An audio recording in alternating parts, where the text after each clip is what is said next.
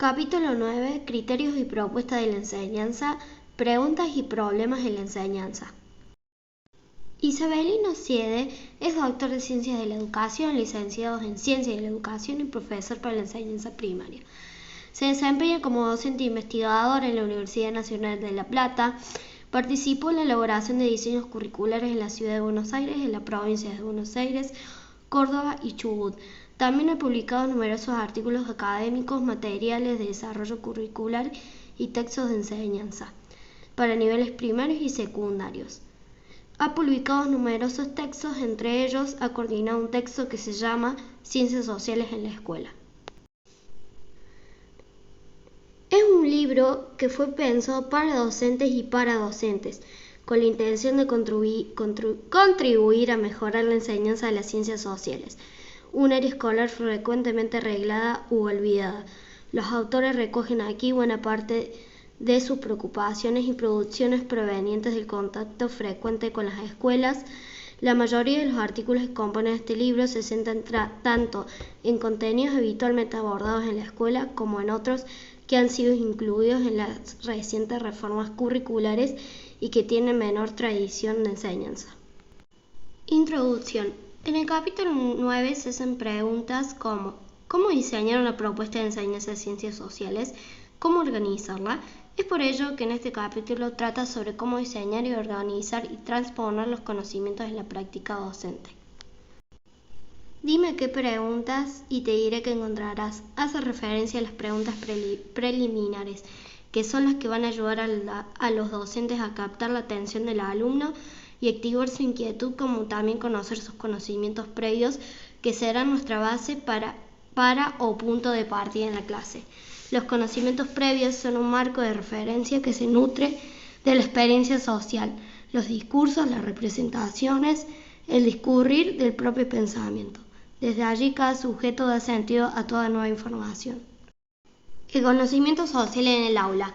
Entonces, ¿qué cualidades del conocimiento social deberíamos tener en cuenta para formular preguntas? En primer lugar, su objeto de estudio es la realidad social. La función de las ciencias sociales en la escuela es principalmente desnaturalizar las representaciones de la realidad social y supone ampliar esa experiencia social, ofreciendo a la escuela un plus de experiencia que no brinda el entorno social inmediato. A su vez, las ciencias sociales ofrecen herramientas para analizar los discursos propios y ajenos sobre la realidad social. En segundo lugar, el objeto de estudio es complejo.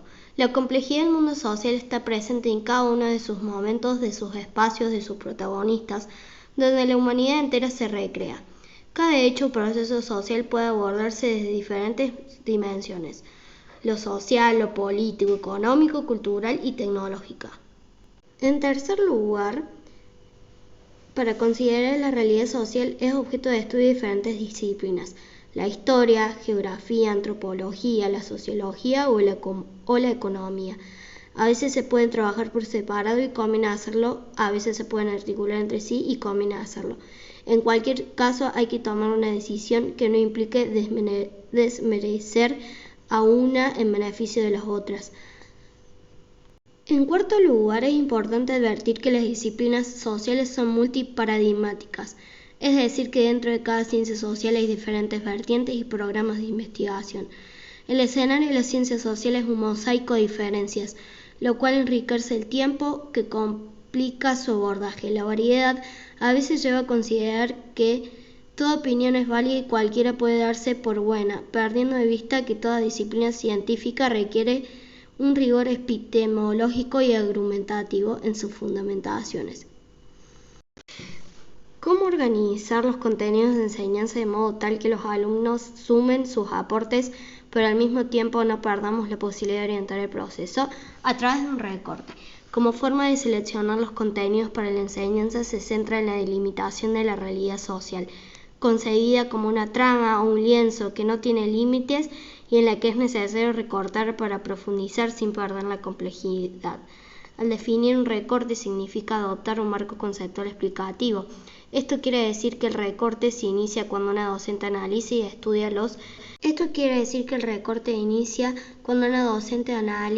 y estudia los contenidos propuestos por el diseño curricular.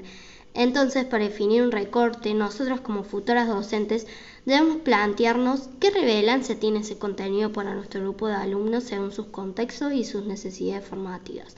Recortar entonces debe tener una fundamentación pedagógica contextualizada y argumentada. ¿Por qué, para qué y cómo debe enseñar ese contenido?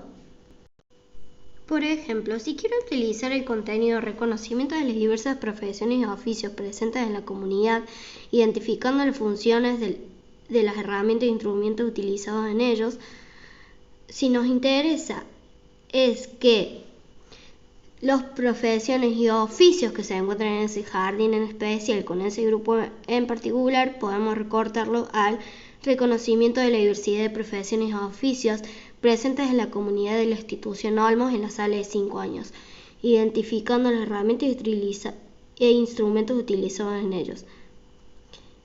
Para hacer las actividades a partir de este recorte es importante que se visibilicen aquellos trabajos y oficios que han sido invisibilizados en las planificaciones del jardín, por ejemplo el albañil, pintor, carpintero, entre otros. El último ingrediente es que definir un recorte permite abrir una puerta de entrada al tema. La puerta de entrada suele ser una pregunta para la cual el contenido que ha de enseñarse es una respuesta posible, un problema que los estudiantes pueden encarar con los conocimientos que ya tienen. Como puede observarse, las últimas decisiones de los docentes son las primeras que encontrarán los estudiantes, ya que ellos recibirán en la primera clase un desafío en forma de pregunta problematizadora. Pero esta es una decisión que el docente habrá tomado tras recorrer un camino bastante complejo y preciso de decisiones.